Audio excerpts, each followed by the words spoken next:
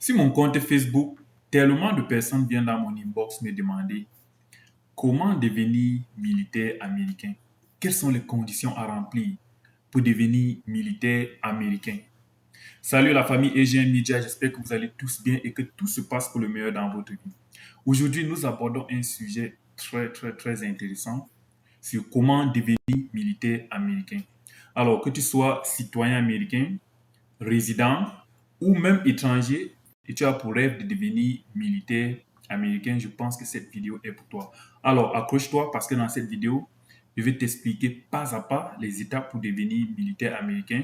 Je vais aussi t'expliquer quels sont les avantages dont tu jouis quand tu es militaire américain. Sans plus tarder, les amis, on lance.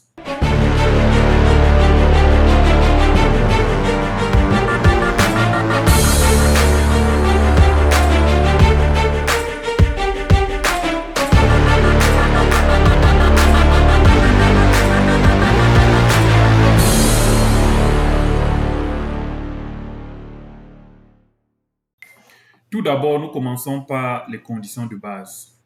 Pour devenir militaire américain, il faut avoir au minimum 17 ans et au maximum 35 ans.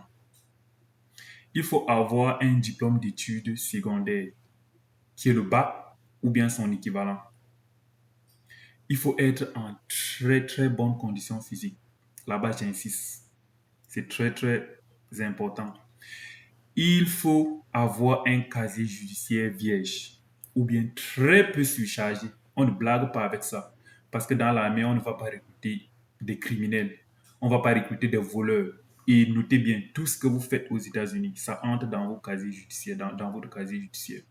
Même quand tu reçois un ticket en route du policier, même si tu étais en train de filer, ça entre dans ton casier judiciaire. Donc, ils savent tout de vous. Il faut avoir un casier judiciaire vierge ou très peu surchargé. Aussi, il faut être citoyen américain ou bien résident avec la green card. Mais je précise, bien avant, on pouvait recruter dans l'armée américaine une personne qui n'est ni citoyen américain, qui n'a ni green card. S'il avait des compétences linguistiques dont l'armée recherche, par exemple s'il parlait une langue que l'armée recherche, ou bien s'il avait des compétences médicales aussi que l'armée recherche. Je précise, c'était avant, car ce critère a été suspendu pour le moment. Et là, directement, nous passons à l'étape du recrutement.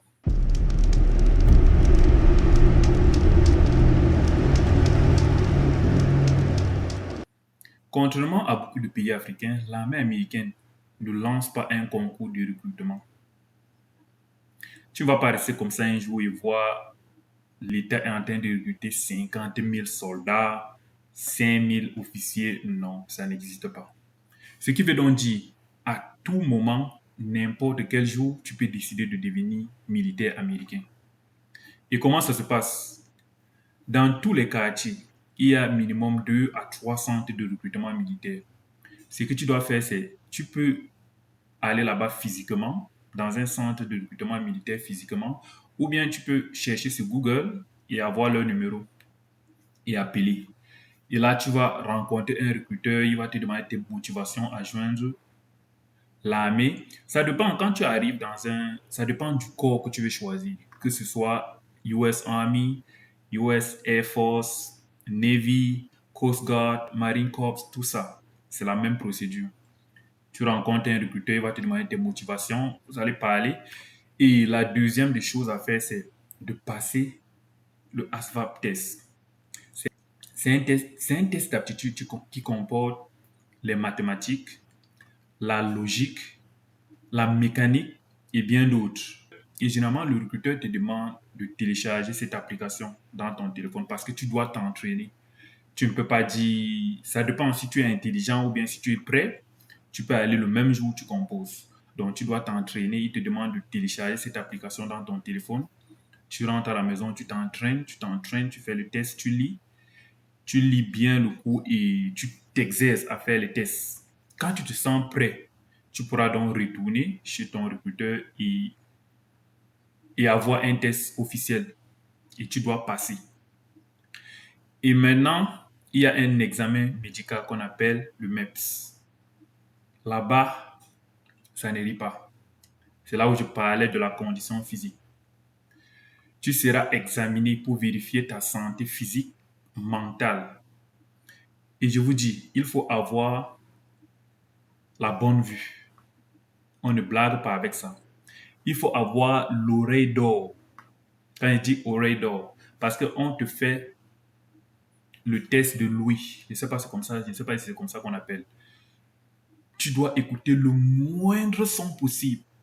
Tu écoutes un son, c'est comme si ça sonnait à des dizaines de kilomètres de toi. Et tu dois. Il y a deux boutons qu'on te donne, main gauche et main droite. Quand ça sonne, si tu écoutes le bruit sur ton oreille gauche, tu appuies sur le bouton gauche qu'on t'a donné. Si tu écoutes le bruit sur l'oreille droite, tu appuies et tu ne dois pas tâtonner. Tu tâtonnes un peu, ils vont savoir directement que tu ne sais pas ce que tu fais. Disqualifié. Si tu as une mauvaise vue, disqualifié. On ne blague pas avec ça. Et généralement, dans cette salle, on vous déshabille. Il est bien vrai que c'est juste les hommes. Il y a la salle des hommes, il y a la salle des femmes. On vous déshabille. On scanne tout votre corps pour voir si vous avez aussi subi une chirurgie qui ne vous permet pas de faire des tâches difficiles. Là-bas, vous êtes disqualifié aussi. Donc, on ne blague pas avec la condition physique. Il y a aussi une personne je pense, c'est un psychologue qui va vous poser des questions sur votre condition mentale, si vous avez déjà eu l'intention de vous suicider, si vous pensez à vous suicider, tout, tout, tout. Et l'autre, c'est quand tu finis tout cela, tu dois maintenant choisir ton MOS. Ça dépend du score que tu as eu quand tu composais le ASVAB test. Donc, tu choisis ton MOS. C'est une spécialité militaire, ce qu'on appelle MOS. Tu choisis si tu veux être euh, par exemple, moi, mon MOS, c'est Idiot Mike, 88M, conducteur d'engin militaire. Je suis opérateur d'engin militaire. Tu peux choisir de devenir infirmier. Il y a tellement de choses dans l'armée. Il y a même les pasteurs, même policiers. Si tu veux devenir policier, il y a tellement de MOS, je pense, plus de 250 options de boulot que tu peux choisir dans l'armée. Et quand tu as fini de faire cela, tu signes ton contrat. Et la dernière étape, c'est le départ pour la formation. On fixe ta date de départ pour la formation militaire qu'on appelle le bootcamp.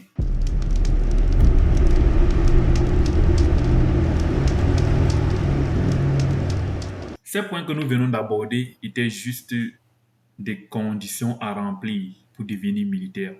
Et là, nous revenons sur qu'est-ce qui peut donc te motiver à devenir militaire? Quels sont les avantages dont tu jouis lorsque tu es militaire? Le premier avantage que je vais vous dire, c'est que tu as un salaire stable, plus les primes. Et je précise très bien, les salaires, si quelqu'un entre dans l'armée, croyant que les salaires de l'armée vont le rendre riche, le mieux c'est de laisser. Parce que c'est pas trop ça. Mais ce qu'il faut bien préciser, c'est que quand tu combines ton loyer que l'armée subventionne, ta santé qui est gratuite, donc c'est payé par l'armée, tu te rends compte que tu es au même niveau, peut-être légèrement au-dessus des gens comme les infirmiers. Mais ils te dépassent en salaire brut, ce qui entre dans leur poche. Parce que eux, ils vont encore retirer l'argent pour payer leur santé ou bien payer leur loyer. Quand tu es militaire actif, ce n'est pas tous les militaires que l'armée paye leur loyer, non. Quand tu es militaire actif, l'armée subventionne ton loyer et ta santé est gratuite. Là-bas, c'est le premier avantage. L'autre avantage, c'est que l'armée paye tes études, ce qu'on appelle le GI Bill. Et vous savez très bien ici aux États-Unis, les études universitaires sont hyper chères. Mais l'armée paye tes études. Moi, j'ai fait 4 ans à DeVry University, étudiant l'informatique, la cybersécurité. Durant les 4 ans, je partais à l'école et l'armée me payait. Et l'armée a aussi payé mes études. Il est bien, ce qu'on te paye, c'est pas trop, c'est un peu une grande somme. Je ne suis pas militaire actif, mais je recevais quelque chose de plus de 500 allant à 650 $ par mois. Donc, l'armée couvre tes études. Et aussi les soins de santé gratuits, comme je vous ai dit. On peut aussi citer les voies accélérées vers la citoyenneté pour ceux qui veulent devenir citoyens américains. Ce n'est pas garanti, mais quand tu joins l'armée, en moins de 3 mois, tu peux avoir ta citoyenneté.